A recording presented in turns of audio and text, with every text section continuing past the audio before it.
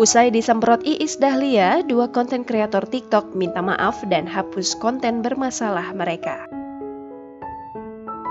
Kesabaran Iis Dahlia sudah mencapai titiknya saat ada pengguna TikTok membuat pesan direct message seolah darinya. Akankah ujaran takkan lapor ke polisi urung terjadi? Julukan marhaban tiba disematkan kepada pedangdut Iis Dahlia setelah Miss nyinyir dan judes. Sempat mengatakan tidak akan melaporkan kepada polisi, tampaknya batas kesabaran Iis Dahlia mencapai titik didih. Namun emosi sudah membubung tatkala tahu video isi percakapan di direct message Instagram itu seolah-olah dari akun Instagram Iis Dahlia.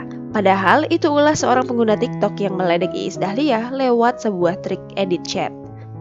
Tak pelak, video itu ramai di media sosial hingga masuk ke Twitter.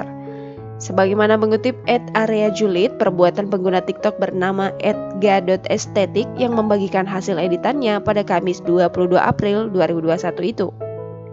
Namun komentarnya lebih tak sopan soal Iis Dahlia yang terbawa perasaan. Lebih mengenaskan lagi, kebanyakan yang berkomentar masih berada di bawah umur hingga ada yang masih mengenyam sekolah dasar.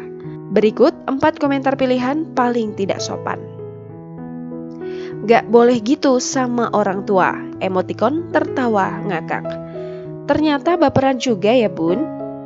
Si kumis gitu aja baperan, pas dia jatuhin mental peserta enak aja. Salah sendiri nyanyi malah salah lirik, emotikon tertawa ngakak. Si pengguna yang ternyata 2 cowok ini semulanya mengatakan editannya hanya untuk bersenang-senang. Saat tahu ramai mereka berdua mengirimkan video permintaan maaf, salah seorang dari 2 konten kreator, Anugrah Saputra yang mengenakan peci bergurau mengatakan kontennya itu palsu.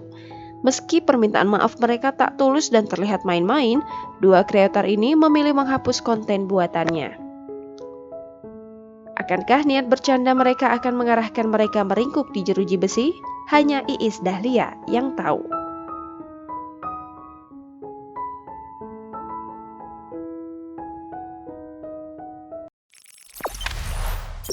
Jangan lupa subscribe, share, komen, dan like ya.